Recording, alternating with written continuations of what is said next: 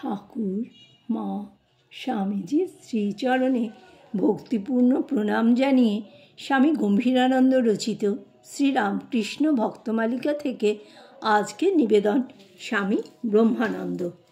1903 খ্রিস্টাব্দে মহারাজ কাশীতে যাইয়া 1 মাস বাস করেন।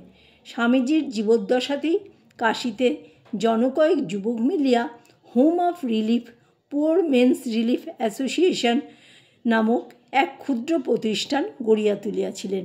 স্বামীজি মহারাজকে বলিয়া যান, এ প্রতিষ্ঠানটির উপর দৃষ্টি রেখো।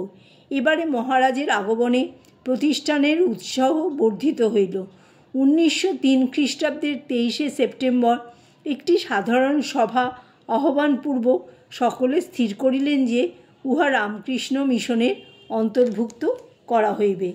এইরূপে উহার পরে অধুনা বিখ্যাত রামকৃষ্ণ মিশন সেবাশ্রমে পরিণত হয় এবং রামকৃষ্ণ অদ্বৈত আশ্রমের পার্শ্বে সংগৃহীত নিজস্ব ভূমিতে উহার গৃহাদি নির্মিত হয়। অতঃপর মহারাজ কনখলে চলে যান। সেখানে স্বামীজির শিষ্য স্বামী কল্যাণানন্দ 1901 খ্রিস্টাব্দের মার্চ মাসে একটি আশ্রম স্থাপন করেন। তখন মাত্র 3খানি চালাঘর ছিল। উহারই একখানিতে মহারাজ অবস্থান করিয়াছিলেন। ইহার পরে মহারাজের মারফত কিছু অর্থের ব্যবস্থা হইলে আশ্রমের জন্য জমি সংগৃহীত হয় ও 1905 খ্রিস্টাব্দে তাহার নির্দেশে ও স্বামী বিজ্ঞানানন্দের তত্ত্বাবধানে স্থায়ী গৃহ নির্মিত হয়।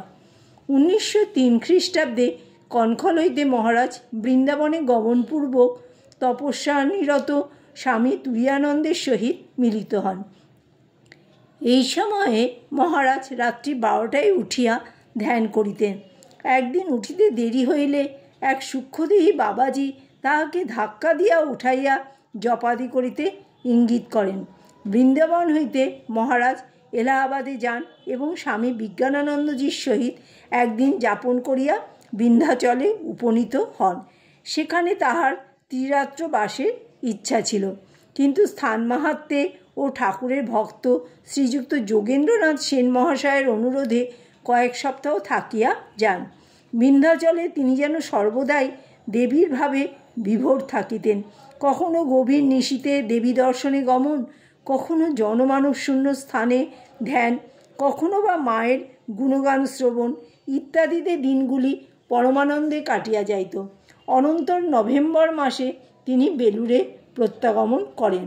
পরবৎসর মার্চ মাসে তিনি টাইফয়েড রোগে আক্রান্ত হন এবং আরোগ্য লাভান্তে স্বামী বিরজানন্দের সহিত বায়ু পরিবর্তনের জন্য শিমুলতলায় যান। মঠে ফিরিয়া আসিয়ার কয়েক মাস পরে ভাগলপুরে প্লেগের আবির্ভাব হইলে তথায় রামকৃষ্ণ মিশনের সেবা কার্য আরম্ভ হয়।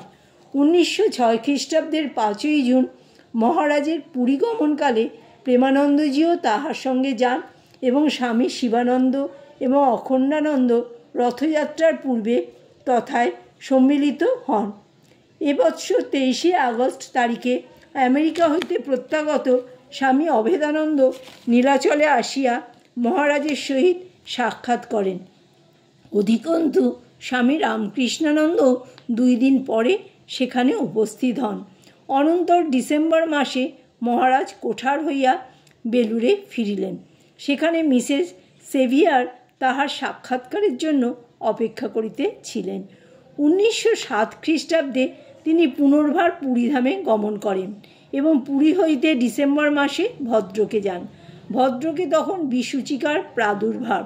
ভক্তগণ তাহাকে চলিয়া যাইতে বলিলেও তিনি সেখানে অবস্থানপূর্বক সকলকে স্বাস্থ্যবিধি পালনে উৎসাহিত করিতে থাকেন এবং যথাসময়ে কোঠার হইতে মঠে প্রত্যাবর্তন করেন। অচিরেই কাশীধামে সেবাশ্রমের ভিত্তি স্থাপনের জন্য তাহাকে তথায় যাইতে হইল।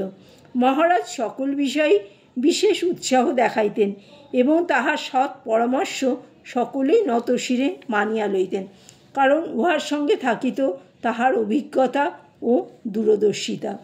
উত্তর ভারতের ন্যায় দক্ষিণ ভারতেও স্বামী ব্রহ্মানন্দ সর্বদা ভগবত ধ্যানে মগ্ন থাকিতেন।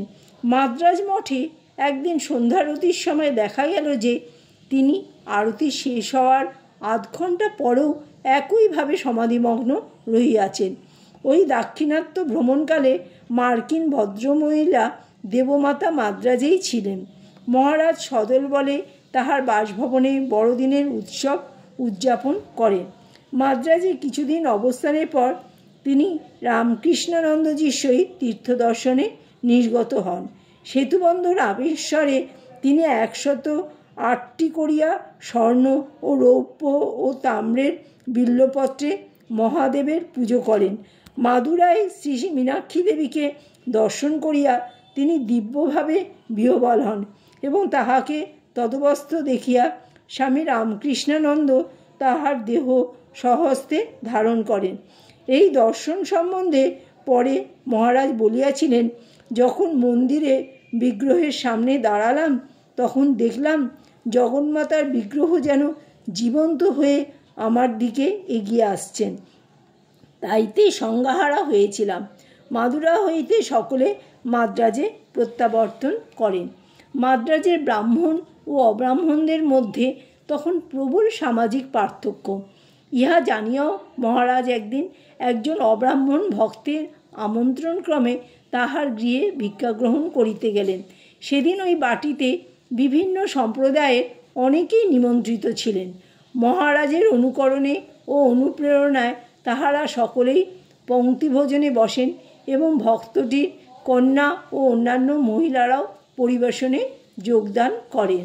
মাদ্রাজ হইতে তিনি ব্যাঙ্গালোরে যাইয়া 1909 খ্রিস্টাব্দের 20 জানুয়ারি নবনির্মিত আশ্রমের প্রতিষ্ঠা কার্যে নেতৃত্ব করেন। সেখানে রামনাম কীর্তন শুনিয়া তিনি খুবই মুগ্ধ হন এবং উহা লিখিয়া আনিয়া মঠ ও মিশনে সর্বত্র প্রচলিত করেন। এইরূপে দাক্ষিণাত্যে শ্রীরামকৃষ্ণের ভাবধারা সুপ্রতিষ্ঠিত করিয়া তিনি পুরীধামে ফিরিয়া আসেন। জয় ঠাকুর, জয় মা, জয় স্বামীজি।